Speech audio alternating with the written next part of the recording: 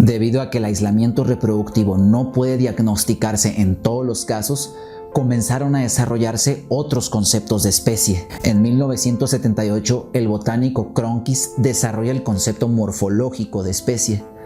Con una idea parecida a la de Linneo, menciona que la especie es el mínimo conjunto de individuos agrupados por su semejanza morfológica. Pero ocurre lo mismo. Hay subjetividad debido a que los grupos serán diferentes según lo que comparemos entre individuos. Aparte, en esos años se comienza a señalar que los organismos pueden lucir distintos dependiendo de su ambiente, que tienen cierta plasticidad, y esta variación fomentada por el ambiente parecía que no era heredada a la siguiente generación. También, ya con la posibilidad de estudiar variación genética, se había identificado que individuos totalmente distintos en su morfología podían pertenecer exactamente al mismo linaje genético. Es decir, la morfología y el ADN no evolucionan a la misma velocidad. Por su parte, Van Balen define que una especie es un linaje de individuos que tienen los mismos requerimientos ambientales, a lo cual le llamó concepto ecológico de especie. Es decir, individuos que habitan en el mismo rango de temperatura, donde están las mismas plantas, donde está el mismo tipo de suelo. Por lo tanto, se esperaría que individuos que compiten por el mismo hábitat pertenecen a la misma especie. Esto necesariamente no es cierto. Puede haber individuos que genéticamente son muy distintos, pero que habitan en el mismo ecosistema y por lo tanto necesariamente no son de la misma especie. Aparte, ¿cuál sería el grado o porcentaje de competencia mínimo entre individuos para considerarlos de la misma especie? Ya en 1987, el genetista Cracraft menciona que no en todos los casos las especies se pueden distinguir, que quizás las especies están en un umbral continuo donde exactamente no se puede saber dónde termina y dónde comienza otra. Pero de igual forma, él define el concepto filogenético de especie, el cual funciona como una forma más fácil de diagnosticar el aislamiento reproductivo. Este concepto indica que una especie es un conjunto de individuos con la suficiente semejanza para tener ancestría común, más cerca de lo que la tendrían con otros individuos.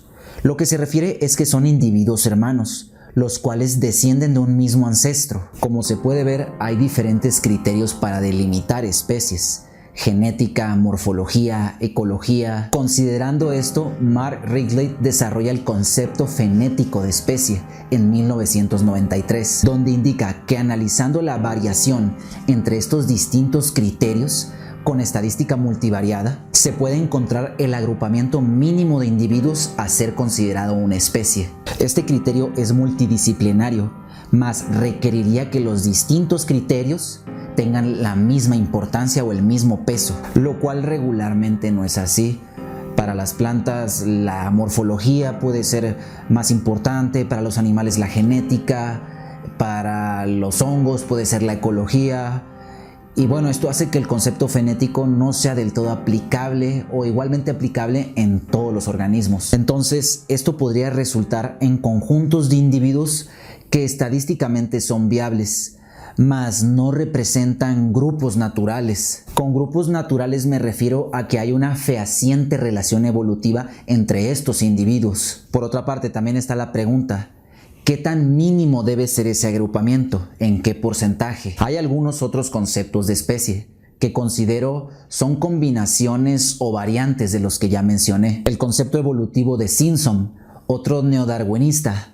Este concepto describe algo parecido entre el biológico y el filogenético. El concepto pluralístico, el cual considera que es más viable considerar varios conceptos de especie a la vez al momento de delimitar especies. La aparición de varios conceptos en vez de aclarar qué es una especie, al parecer está volviendo más complejo dar una respuesta a esto, ya que esto provoca que sea necesario analizar más criterios en los individuos y torna más difícil dar una respuesta. Fue hace más o menos 20 años cuando el herpetólogo de Queiroz se dio cuenta que en muchos de estos conceptos que se han mencionado están describiendo distintos procesos que ocurren durante la especiación. La especiación es la divergencia y aparición de especies distintas. A lo que se refiere de Queiroz es que primero puede aparecer la diferenciación genética, después ocurre la adaptación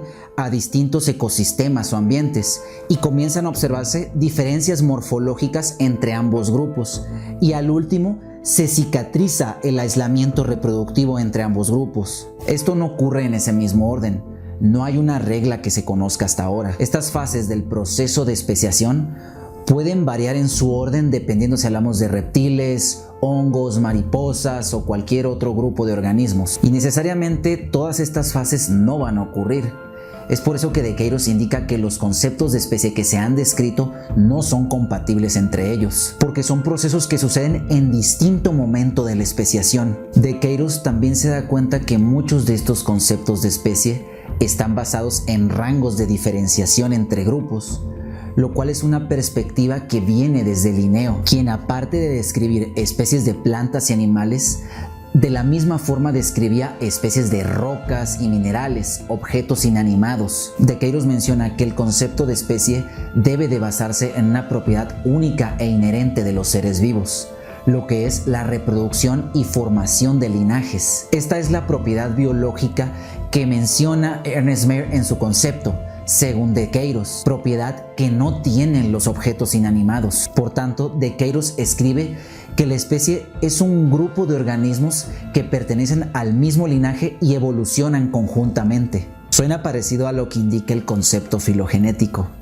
pero para hacer la distinción, a una escala grande, tanto el chimpancé como nosotros los humanos pertenecemos a un mismo linaje. Pero el concepto de Queiroz distingue que el chimpancé y el humano no están evolucionando conjuntamente, lo cual los hace pertenecer a especies distintas. Con esto de que no están evolucionando conjuntamente, de Queiroz se refiere a que no tienen los mismos requerimientos ambientales, es decir, no habitan en el mismo ecosistema, o que presentan adaptaciones diferentes y los hace lucir una morfología distinta. Entonces, sobre estos linajes de los que habla de Queiroz, se pueden usar los conceptos de especie anteriores como criterios secundarios para discernir si efectivamente cada uno de estos linajes tienen rutas evolutivas independientes, lo cual los haría potencialmente especies distintas. Para decirlo de otra forma, comparar entre linajes si los individuos tienen suficiente diferenciación genética, morfológica o si tienen distintos requerimientos ecológicos. Y de haber diferencias significativas en alguno de estos tres criterios que menciono, sería justificación para considerarlos o especies distintas. A esta idea se le llama concepto unificado de especie, y esta radica en el hecho de que el surgimiento de una especie no sucede súbitamente, es un proceso gradual y paulatino, el cual puede llevar millones de años y muy despacio, pero está sucediendo ahora mismo. En las primeras fases de la especiación no hay especie blanca y especie negra, más bien hay una zona gris, un lapso intermedio donde no podemos distinguir grupos distintos, ya que simultáneamente pero a distinto ritmo está ocurriendo la divergencia morfológica, genética, ecológica, lo cual se observa en que los individuos estén en un umbral de variación continua y no en grupos marcados. Este es un enfoque multidisciplinario como el concepto fenético, mas se puede notar que en el concepto unificado de Queiroz hay una jerarquía, donde el linaje independiente es el primer componente o requisito, y los procesos que señalan los otros conceptos son criterios secundarios para concluir si este linaje es una especie distinta. Aún así surgen preguntas: ¿cuál va a ser el criterio secundario para concluir si en efecto el linaje es una especie distinta? ¿A cuál de ellos se le da más importancia? ¿Cuál es el grado mínimo de diferenciación para considerar una especie distinta? De Queiroz indica que esto va a ser decidido por los especialistas del grupo, los botánicos, los herpetólogos, los ornitólogos, los que conozcan a fondo la biología de lo que se trate. Pero esto se puede prestar a subjetividad también, ya que los autores pueden tener opiniones distintas. Y esto es algo que ya desde hace tiempo sucede, donde hay criterio de autoridad y solo ciertos grupos de élite académica pueden tomar estas decisiones. Personalmente yo pienso que de Queiroz en el fondo tiene la misma idea que Cracraft, que las especies no necesariamente se pueden contar y que los individuos están en un espectro de variación continua, que no se puede saber exactamente dónde termina una especie y dónde comienza otra. Por hacer una analogía, Imaginemos que las especies están en un cofre. La perspectiva ha sido que las especies son piedras distintas que podemos observar y contar en este cofre. Pero a lo que se refieren estos últimos autores es que no vamos a observar piedras.